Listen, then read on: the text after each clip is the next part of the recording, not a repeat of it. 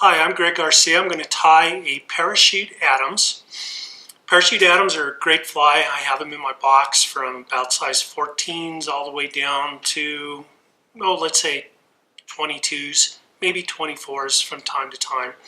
But great pattern in small sizes. Fish are going to eat those for little midge.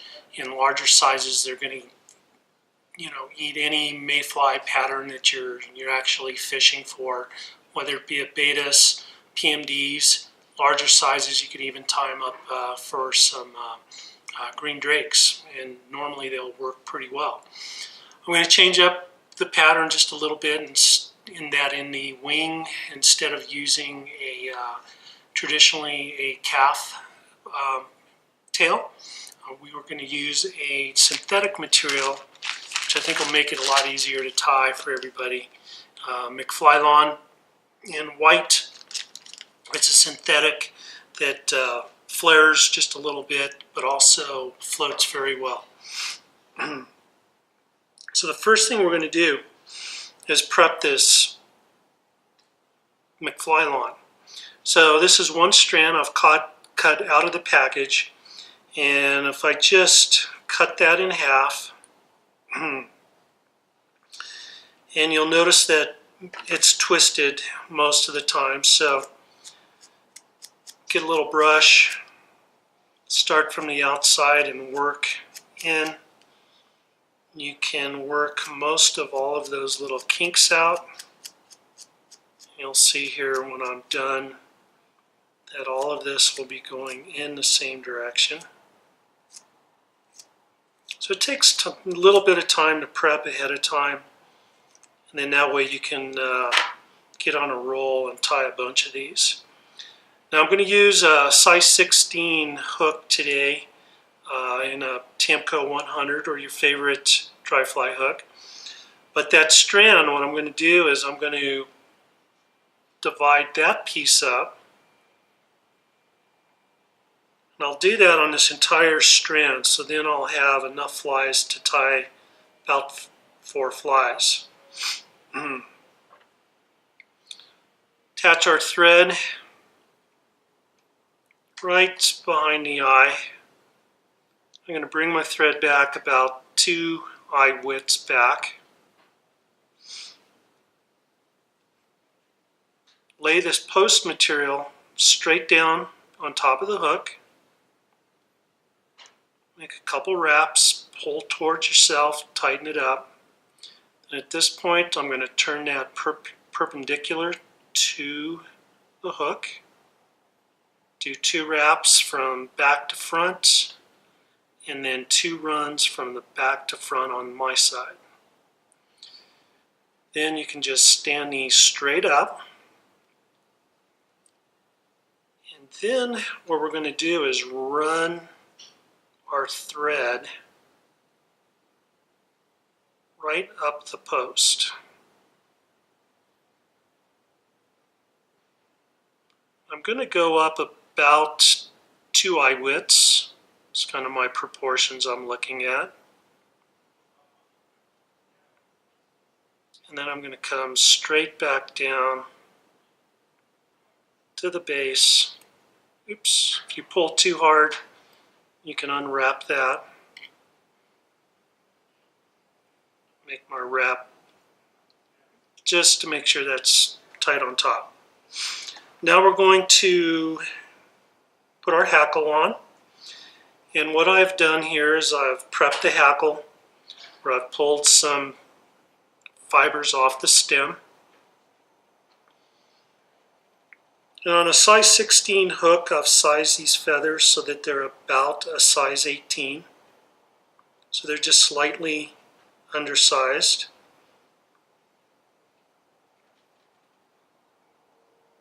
And we have a brown and a grizzly. We're going to wrap both of these at the same time for that Adams. So I'm going to tie in the 2 stems at the same time, right at the base of my wing post. Stand those straight up.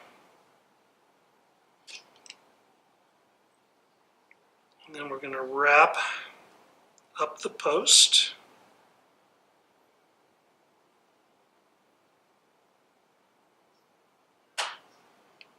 And straight back down.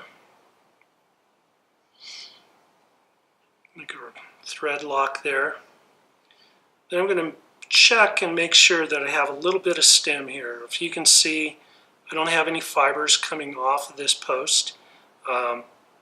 There's a little bare stem there. That's going to come into play here when I go to wrap that. So now I'm just going to bring my thread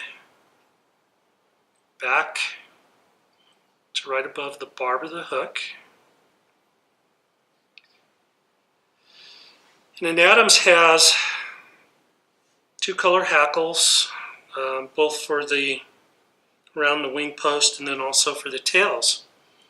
And a lot of folks say you can't find those, but normally you can still find these long tailing feathers, or a spade feather as they call it.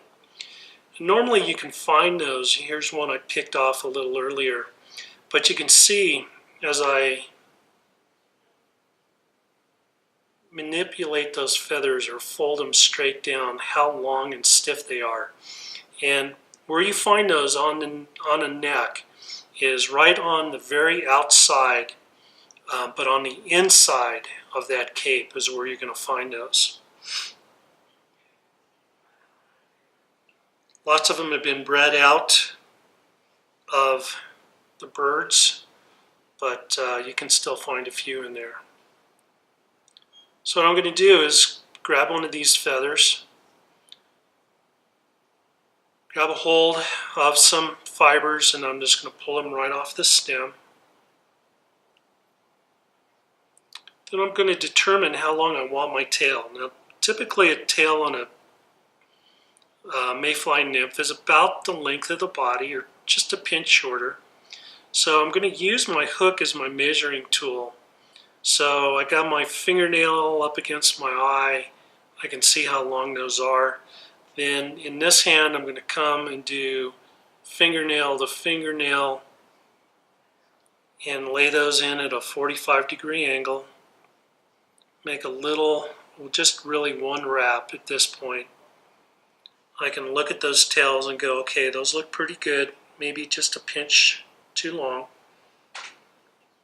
But I need to get some grizzly hackles in there, so I'm going to do the same thing.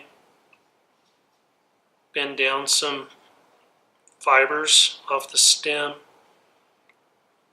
Hold on to the fibers in my left hand, grab that stem with my right hand and just pull it straight over.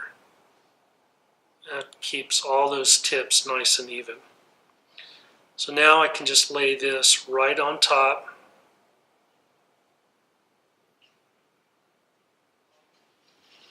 Grab a hold of both of them. Unwrap the first set of tails. Pinch them. Mix them together. And then I can do one wrap, two wraps, a little long. Short. Now's the time to shorten it up if you need to do that. There we go. And I'm just going to wrap those all the way back to the base of that post. Go in and clip those out.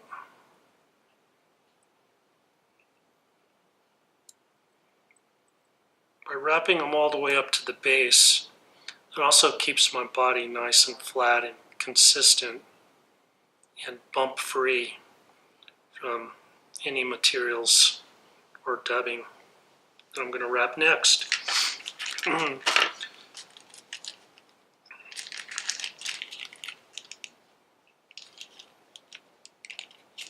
Next piece we're going to use is some superfine dubbing.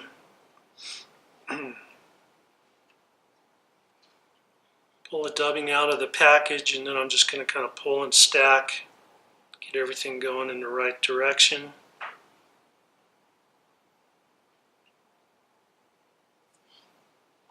Little wax on my finger.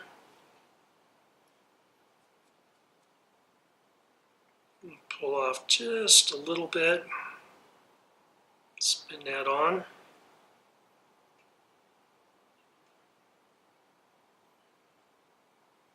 Like I've said in some previous videos, is that the best way to dub is a little bit of dubbing on a lot of thread. I'd much rather see someone do several passes to build up a body than have too much on there. So you can see there I have just very slight amount of dubbing on. I'm going to bring my thread back to the tail, run one wrap underneath the tail and then straight up. That's going to flare that tail a little bit, help with some floatability. And at this point I'm just going to dub up to the base of the wing, go a little bit in front of it, and then, like all good mayflies have a little bit of carrot shape to them, I can build that in with my dubbing.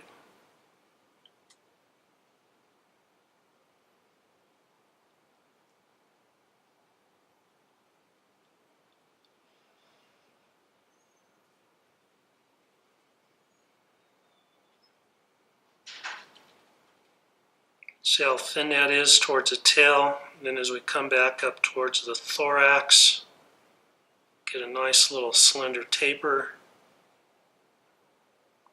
I'm going to stop my thread right in front of the base on the far side. Come in here and grab all those little wing post fibers that might have gotten in the way. Pull those tight straight across. Here's a new little tool that if you guys don't have, ladies and gentlemen, this will certainly help tying parachutes. It's a little rotary hackle plier.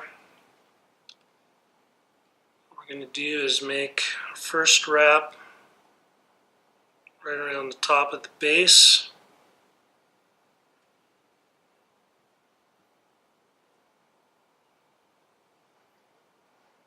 Make sure those are all tight together. Then I'm going to move straight down that post in a counterclockwise direction as a right hand tire. And then at this point, after I've wrapped those straight down the base, I can just grab my thread, bring it right around the post and on top of the hackle with two wraps, and now that hackle is tied right in. I don't clip them off yet, just in case, let's say I bump my vise, bump my bobbin, let the tension off, I could lose that. If I cut them off, I'm going to have to start over. This way, if I did that, I can still salvage the fly. I'm going to go in, build a little head, and I can come in with my whip finisher.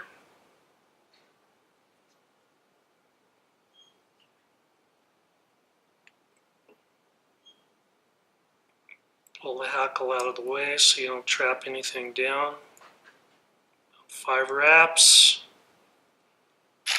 Draw it up tight.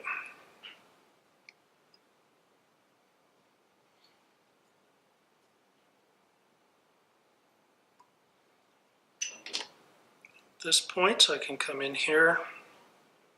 If things looking good, come in and snip those tips off on my side. Pulled any of the hackle up from manipulating that whip finish. I can preen that a little bit. Then at this point, all we got to do is cut the wing or the post, which is about the same length of the body of the fly. And that is our parachute atoms.